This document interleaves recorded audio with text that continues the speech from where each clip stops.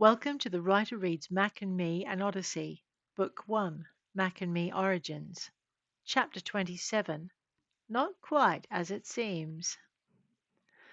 I was never so glad to leave a room in my life, except for maybe leaving the lab where they wanted to use me to test the Canton 82, or the cell Bastien the Ghoul.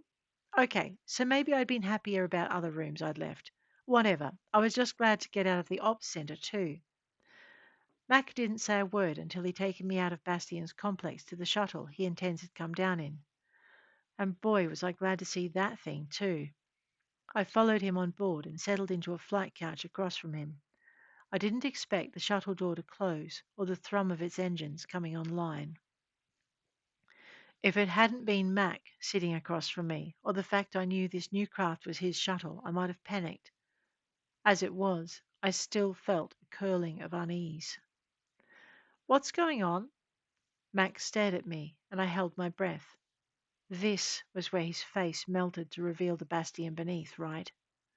Mac, we get you out of here, he said, and relief washed through me, although I was still afraid.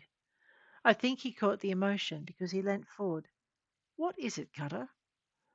But I couldn't answer him. I glanced past him toward the cockpit, but the doors were closed, had been closed since we boarded. Cutter? My eyes snapped back to Mac's face, and I felt tens slide into my head, even though it was Rowan who answered. She's scared you're not you. I looked up, then looked around the cabin, but there wasn't a single Rowan in sight. The next words, he said, had just a touch of sadness to them. And she's scared I'm not me. Cutter! And well Mac might shout, because I was out of my seat and heading for the cargo hold door, trying to put as much distance between me and Mac and the cockpit as I could manage. There might even be weapons in the hold if push came to shove. Mac was out of his seat and on me even as my back hit the wall. I yelped as he grabbed me and pulled me into his arms, and he was in my head just as fast. We're real. I might have tried to break free of his grip, to kick him and Tens and Rowan out of my head again, but it was pointless. Mac's grip was too tight, and Tens outmatched me tech-wise on his own. With Rowan helping him, in the end, I did the only thing I could think to do, and the one thing I should have done the first time I woke. I poked all their implants. Hey, quit it! What the fuck? I'm here. They all came out as a chorus, and only Rowan sounded anywhere near calm about it, which was when I realized I'd poked 4 implants and not the 3 I was expecting. Tens caught on first. Delight? He asked, and then, quick as lightning, he did something with the code that made Delight's link become visible. As soon as he had, he turned to me. Do it again. So I did, and this time it was fun. While I poked around for more connections, Rowan ran a diagnostic inside the implant, picking out the other links I had, and I noted I now had my link to Mac's ship back. I laid a lock over that one before Delight could move toward it, and then I explored the others. No wonder I'd been feeling like the world I was in wasn't quite real. It was real, but there was a section in my head that just wasn't in it. Bastian the bastard, I muttered, and I didn't mean the ghoul. Delight crossed over to see what I had found, partly because she was that bull-headed, but mostly because Tens wanted to see too, and he had a firm grip on her ability to leave. He's still alive? Mac said something that echoed my comment, and Rowan settled himself quietly in a corner of my implant and started to tinker. I just stared at the link I'd found and wondered how Bendigo Bastian had managed to get himself off the gurney and into the situation he was in. Or rather, how Bastian the Ghoul had managed to get Bendigo Bastian off the gurney and into the situation they were in. Also, why Bendigo Bastian had chosen now to let the link go live. Rowan, can you trace this? I asked, and I felt him focus on me for a flicker of time before going back to whatever it was he was working on. We had Delight's attention, and Tenz's as well, although he was none too pleased with me. Leave the boy out of this. I can trust the boy, I said. making it clear I wasn't sure I could say the same for him or anyone else. Delight laughed, but Mac was still in the dark. Tell me what's going on, he said, and then snapped at Tens. Shuttle won't dock itself. Tens stuck around, but the shuttle docked without any problems. Mac's response was typical. Who's flying this thing? Case. She's been on the remote since just before I stuck my head in here. I could feel Mac glowering. He wasn't happy, but Case was his main pilot, so I didn't see how he could argue. Well, that's just mean, Rowan said, and we all turned toward his corner. What? I asked. Bendigo's warping your reality, he said. It's just a little bit, but it's enough to make you feel that nothing around you is real. What do you mean? Mac. He's got part of her conscious linked to where he is. Rowan looked at me. I bet you feel like one of us is going to turn into the ghoul any second, right? I nodded. Inside my head, but outside my head as well. It was the weirdest feeling. Well, that's because Bendigo's surrounded by ghouls, and they all want to know what data you took. I took it all. Yeah, and now they're just figuring that out. Or they were. What do you mean? Mac, impatient and fuming. I've put a temporary shunt on the link. Now they're only getting pictures of Delight's face. That's Agent Delight to you, child. Rowan should have been scared witless to have her looking at him like that. Instead, he returned her gaze, and there wasn't a skerrick of fear in sight. Cutter calls you Delight, he said, and that's good enough for me. I felt Delight's attention rest on me, and did my best to mimic Rowan's nonchalance. Tens and Mac straightened, Tens dragging Delight a few steps further away from me. I waited to see what happened next. Was surprised when Mac left the implant, even though he kept a tight grip on me in the reel. Time you left, Tens said, looking at Delight, and I was surprised to see her vanish. More surprised when Tens looked over at Rowan. Is she gone? Rowan stilled and then raised his head with a very satisfied smile on his face. She is now. And then he left too, with Tens following in his wake. We've landed, Tens reminded me just before he vanished from my head, and Mac's going to want to talk. I didn't say anything in reply, just stood in the silence of my now empty head and carefully locked down every link I'd found. The only one I had trouble with was the one Rowan had identified as belonging to Bendigo. That one I stared at for a good long moment, wondering what to do about it.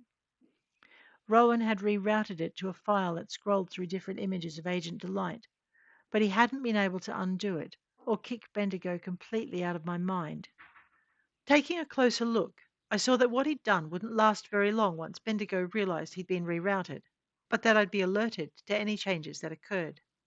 And Tens hadn't tried to improve on it, which meant I really did have to come out of my head and talk to them. Damn. All I really wanted to do was leave. Everything. A very long way behind me. For good. But I couldn't tell them that. Any of them. Not even Rowan. The boy was too young to be saddled with that kind of responsibility, and I don't think a single one of the adults gave two shakes of a shit. Tucking that thought carefully away in a direction that might even have meant it was stored in my grey matter instead of inside the implant, I sank back into my body and opened my eyes. Mac's shirt blocked my vision, and he smelt. Good was not a word I wanted intruding, nor was manly, comforting, or the phrase like home. There was just no freaking way. Like Mac, that seemed to be a good fit. Mac smelt like Mac, and that would just have to do. Green just isn't your colour, I said, even though I couldn't see enough of him to make that call. And you stink. Completely unfair, because he smelt no worse than any other man who worked in an office, but it had the desired effect, and he let me go. You shouldn't go around sniffing your male colleagues, he said, and Tens sputtered. I couldn't resist. You'd prefer it if I went around sniffing my female colleagues? I demanded, and Tens grabbed Rowan and pulled the boy to the main hatch so he could open it and they could both leave. Mac ignored them.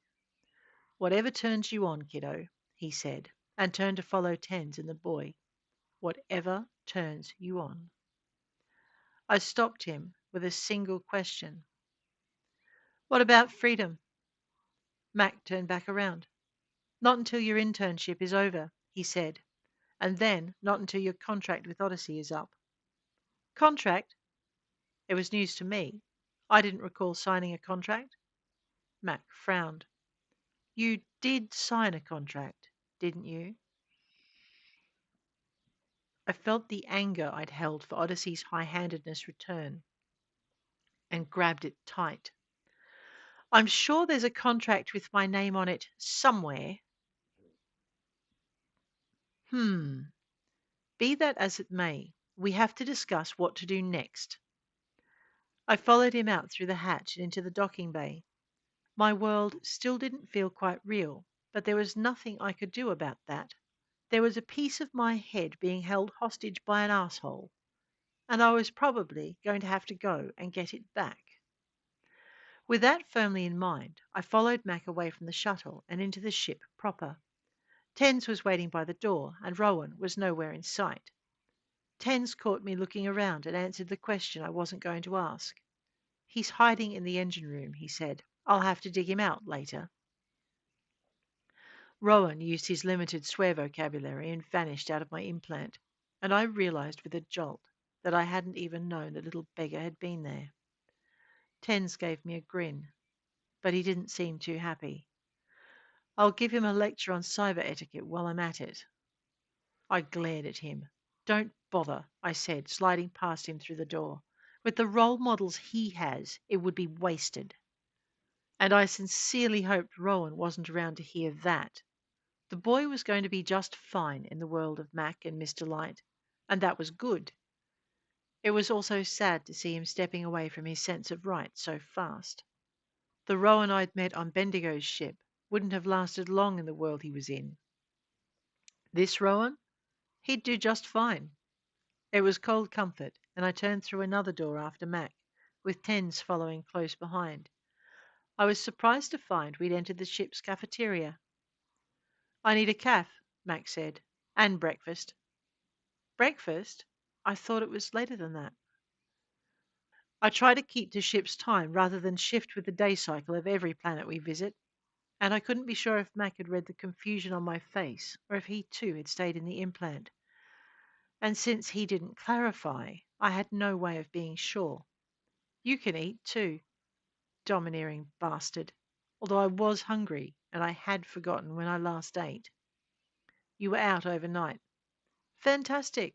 Man was reading my mind. We passed through the canteen to a small room set alongside the kitchen. Mac introduced it with an economy of words as he took a seat at the furthest end from the door. Officers' mess. He had officers. If he was in my implant, Mac didn't respond, but he waved me in, indicating I should take a seat to his right, which would put me in a corner, across the table, and diagonal to the nearest door.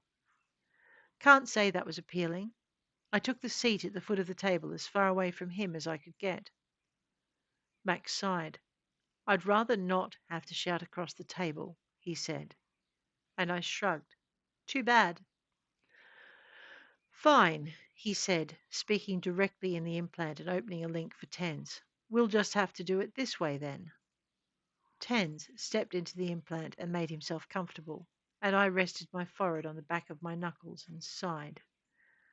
Fine, I said, my heart sinking, and I got up and walked to sit by Mac. They didn't say a word, but they did get the hell out of my head, and that was all I wanted. Mac turned to me, not a trace of smugness about him. Tens shut the door and took a seat opposite me. At first I was surprised that he hadn't chosen a seat on the other side of me, and then I realized that where he'd chosen would put him closer to the door. I guess they still didn't trust me not to make a break for it. Smarter than they looked. Tell me what you thought of in the ops center, Mac said, like he hadn't been privy to what I was thinking. I can't access the networks for the outer or inner security peripheries, I said. Did Delight close the door behind her? It was the only way to make sure nothing came through it. Why? It's just that I couldn't access the inner security periphery until the inner airlock door opened, and it was the same for the security systems in the ghoul's server room. I had no access until I could tap into the wireless net inside, and I couldn't do that until I was inside. So I'm going to have to go back in. And? Mac asked, like he knew there was something else. I frowned. Up until that moment, I hadn't thought I had anything else. I shrugged. There's bound to be more. I just can't think of it right now. He nodded and glanced toward the door. I guess if I'd been as tapped into his head as he was into mine, I'd have known breakfast was arriving. As it was, I didn't expect to see the food being brought through the door. I also didn't expect Agent Delight to be one of the people carrying a tray. She handed Mac his breakfast and passed him his coffee, and then came and sat down beside me. I flinched and cast a nervous glance toward Mac. He watched Delight, not a skerrick of emotion showing on his face. When we'd all been served our breakfast, he started eating. Delight followed his example, and I tried to do the same. Not a word passed between us until Mac had finished his meal, and even then he said nothing until the rest of us were done. The kitchen crew came in and cleared the plates, but they left a hot pot of kaffe, a jug of milk, and a bowl of sugar. Mac refilled his cup and passed the pot to Delight. What are you doing here? I came for the briefing. You weren't invited. She is our trainee, and we can sit in on anything she's involved in. Mac looked at me. You'd better leave, Cutter, he said, and I stood. But Delight wrapped her hand around my wrist and pulled me back down. Or at least, she tried. I twisted free and moved around behind Mac. Delight stood, drew a small projectile pistol from beneath her jacket, and calmly checked the settings. She didn't look at me, or Mac, or Tens, just prepped her weapon. A wave of unease washed over me, but I put my trust in Mac and moved past him. Delight finished her weapon check just as I passed behind Tens. She raised her head and looked at me, holding the pistol down near the table and not pointing it at me. Don't go, Cutter, she said, and it was as much an instruction as the one Mac had issued. I glanced from her to Mac and waited. Tens said nothing, but tension thrummed through his body, and I noticed his hands were below the table. I wondered if he had a weapon hidden out of sight, and if he'd get to use it if he did. Delight had not become a legend without reason. She waited, not following my glance to Mac, and appearing not to pay any attention to Tens. It was as though I was the only person in the room that mattered. It was a thought I found disturbing, grabbing at the table for support before sliding limply out of his chair. On my other side, Tens went boneless. Delight's gaze did not shift. I leant on the wall behind me. What did you do to them? Smeared the inside of their calf cups with nan-contained knockout drops. Let them drink the nans with their calf and triggered the nans to release when Mac wasn't being cooperative. Any more dumbass questions? I blinked.